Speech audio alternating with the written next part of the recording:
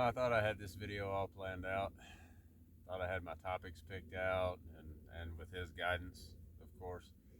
Um, and then in discussing this a little bit with some people that I love, trust, and respect, um, it, it's really interesting to me the way he reveals things to me, or the way he helps me gain a deeper understanding of certain things. So, in discussions with these people that I love, trust, and respect, questions that I had for him, I wound up answering myself, and I feel very strongly that that is with his guidance.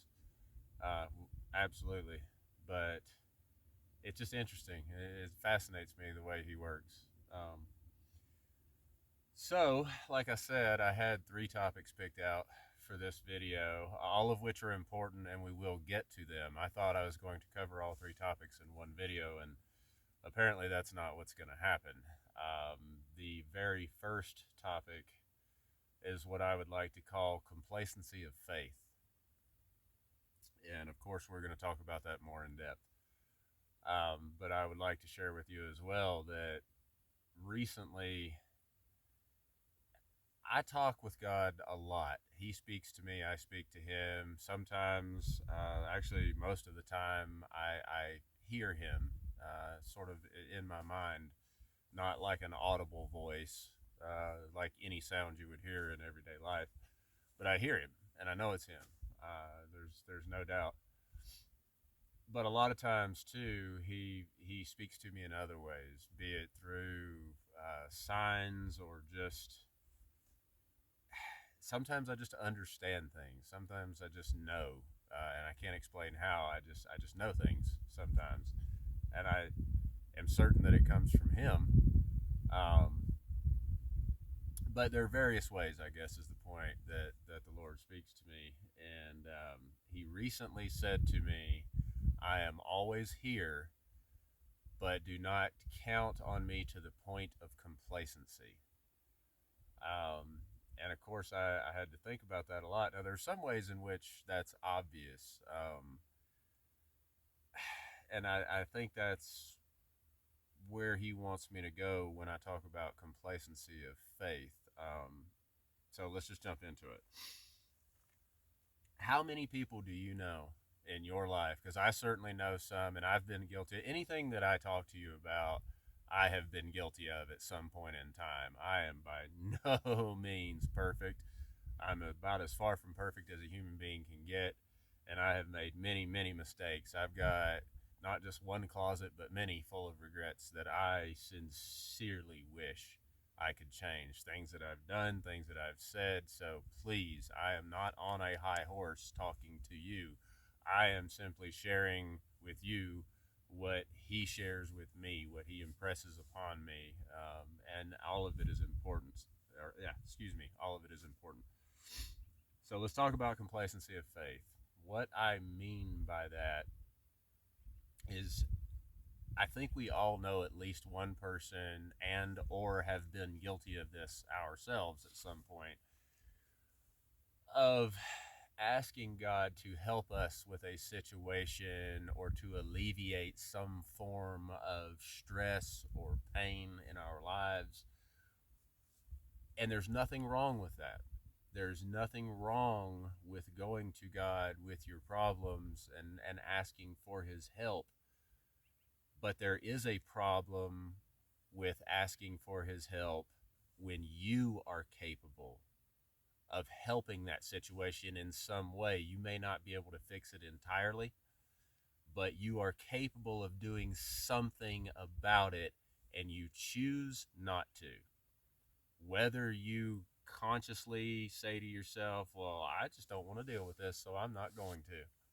Or in a way, it could be an unconscious decision where you get so lost in your own self pity, in your own depression, or whatever you want to call it. But you get lost in yourself to the point that even though you are capable of helping yourself in some way, you do not. But you still go to God consistently asking for his help. All right. The way that I look at it is everybody wants a God fix it button. Wouldn't that be nice? Wouldn't it be great if we could just go to the wall somewhere and press the God fix it button and everything immediately is just perfect? All of our problems are just gone, just poof. It doesn't work that way. It does not work that way. And what I'm getting at is the sin of laziness. Now, I told you in the last video that we were going to talk about all the ways, or at least all the ways that have been revealed to me, that Satan gets into your life, and there are many, many, many, many, many. I am following the Lord's guidance. He is the one that sets the time frame between videos. He sets the topic, he sets the time. It's all on him. When he tells me to come out here and do these things, then I do them. So I don't have a set schedule. I can't tell you that it's going to be 3 days until the next video or once a month or whatever. I make them when he tells me to make them. So let's just get that out of the way. But laziness in all of its forms is a terrible, terrible sin. We are all familiar. When you say the word lazy, most people think physically, right? And that's bad. Being physically lazy is bad for your body. It's bad for your mind in a lot of ways. Being active is beneficial in all of the ways that most of us understand. But more importantly, I guess I'm talking about spiritual laziness and mental laziness. Which will lead to ignorance. But let's talk about laziness some more. Why in the world would God go out of his way to help me or you or anybody else when we consistently come to him with our hand out, yet we are capable of doing something about that negative situation ourselves? I'm not saying that you shouldn't talk to him about it. Of course you should. But get off your butt. Whether that means you need to learn more, you need to work on your relationship with God, or you literally need to get up off of your butt and go do something about your situation. Me personally, I have no sympathy for anyone that whines and complains simply because, whines and complains about their situation simply because they don't want to do anything about it. I have no sympathy for you if you are that person. None whatsoever. All right? Life is hard. God gave us a brain for a reason. Use it. Okay? Talk with him. Go to him. Absolutely go to him. But if you are capable of doing something, do it. Laziness is one of those ways that Satan has infected us as individuals, as a society, the world as a whole in a lot of ways. Think about how much we've been conditioned over generations in this country specifically. Obviously, I speak English. We're in the U.S. So let's talk about the U.S. specifically. If you look around just a little bit, start paying attention and think about it from this perspective. How easy has everything been made for us? Everything is at the push of a button. And when it comes to medical stuff, I believe in large part this is an absolute lie, but there's a condition for everything. There's a pill for everything. Oh, well, you have these four symptoms, so you must have this particular mental illness or physical problem. And I understand completely that there are people out there that have real problems, real mental problems, real physical issues. And I do not doubt that. I understand that they are out there. However, I think that especially medications, are way overprescribed um, when it is absolutely not needed. And I believe that people are diagnosed very often with things that they don't have. Now, if everything has been made easy for us, and this is everything, if you want to go somewhere, what do? You can hop in your car or your bicycle, or you can take public transportation. Um, that's pretty easy, especially if we're talking about traveling long distances. If you want something to eat, what do most of us do? We go hit up the fast food restaurant. It's delicious and it's fast, and in comparison with other restaurants, it's pretty cheap. There's, like I said, there's a pill for everything. There's a diagnosis for everything. We have been conditioned to be lazy, especially in this country.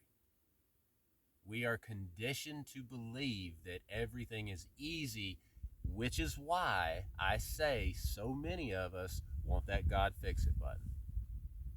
We want it to be easy because we've been conditioned to be lazy. And in that, that is where Satan is getting at you. That's where he's trying to come into your life. Laziness itself is a terrible sin. If you, let's take for example, um, let's say an individual is sitting at home and they've got food in the cabinet, healthier options, whatever it is. Just imagine whatever food you like to eat. All right. But you've got a healthy or healthier version of that in your cabinet, and you've got a choice. You can go cook that food, which is going to take some time and effort, but it's going to be way better for you because you put forth the effort to make that food that is healthier. Or you can hop in your car and go to the fast food restaurant. Super fast, super easy, and man, it's delicious. It is so good, but it is garbage. That is trash that looks like food. Now, we all need, or believe we need to stop at those places at least once in a while because life is hard. Life is very hard. It consumes all of our time. So we consistently find reasons not to do the things that are harder. All right, that's a good example of laziness. And by putting that into your body constantly, and we're talking about fast food specifically, you are being lazy. There's no doubt about it because there are other options. Think about what it costs to go get a meal just for yourself at any one of the main fast food restaurants. Think about the dollar amount that costs. You could take that same dollar amount to the grocery store, or even if you live in the inner cities, where you've got little shops. I don't live in a big city. I never have. I understand that there is a large deficit when it comes to actual grocery stores in many areas of large cities. But even so, there are options. There are ways that you could take that same dollar amount that you spent on fast food, take it to another shop, buy something that requires you to put forth some effort, and it will help you tremendously, from a health standpoint. But all of that ties back to laziness. And there are many, many physical examples of laziness, but let's think about it from a spiritual and mental aspect. All right. Spiritual laziness, again, wanting the God fix it button. Spiritual laziness is it it's a lack of desire, but it's also just lazy. You just don't want to put forth the work to cultivate a relationship with God. And in doing so, you're harming yourself tremendously. There's just There's no end to the number of ways that that harms you.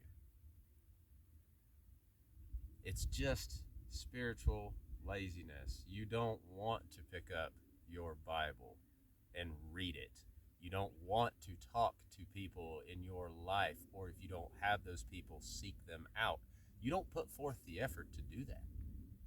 You're not trying to have a relationship with Him. You're not trying to learn His Word. And so many things are going wrong in your life, and again, that is spiritual laziness.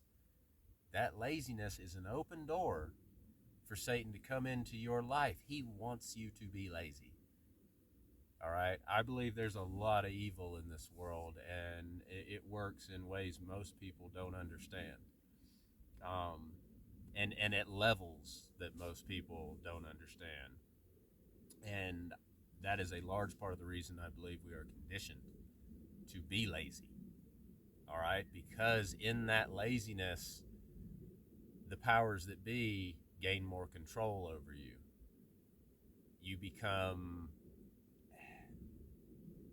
completely separated from God, or you are very lazy in your pursuit of Him, but you still question why all of this is happening to you. Why am I so depressed? Why do I have all these problems? Well, what are you doing to alleviate those problems?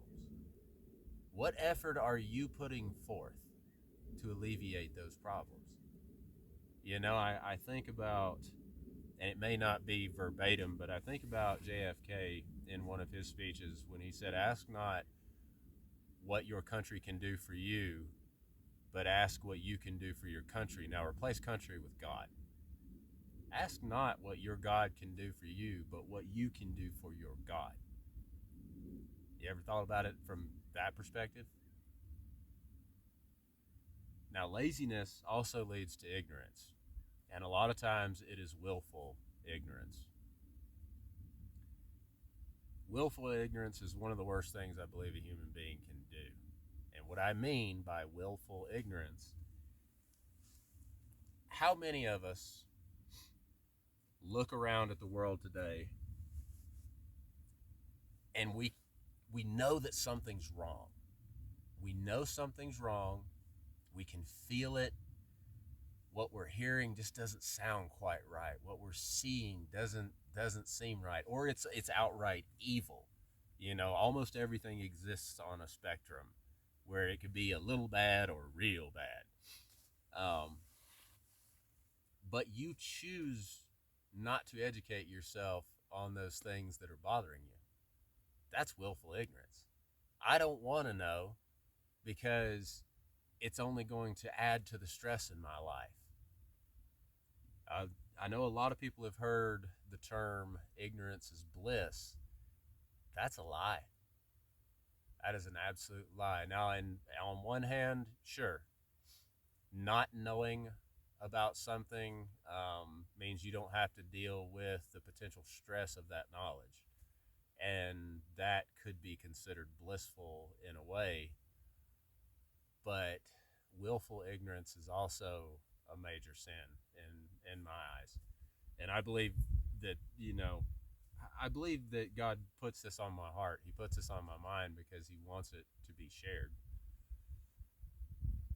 And when you know something's wrong, especially in today's age, all right, if you live in a Western country, you have access to some form of computer, whether that be a desktop, a laptop, a cell phone. There's probably even some smartwatches out there. I'm sure there's lots of technology I'm not even familiar with that would give you at least some degree of access to the internet, which is basically all the information in the world is at your fingertips. Some things are hidden, a lot of things are polluted, or it is misinformation. Now, it's up to you to sort through what is truth and what is lie. And very often, a sand grain of truth will be hidden amongst an entire ocean of lies. And you got to find that sand grain. And it's not easy, and it's not supposed to be easy. All right? But again, this is willful ignorance. I know people in my life over the years that have told me I know something's wrong, but I don't want to know about it. In your ignorance,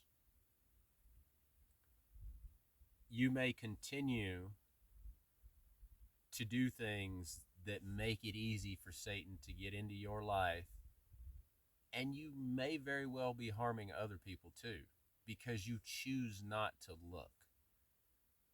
You know something's wrong, but you don't want to look at it.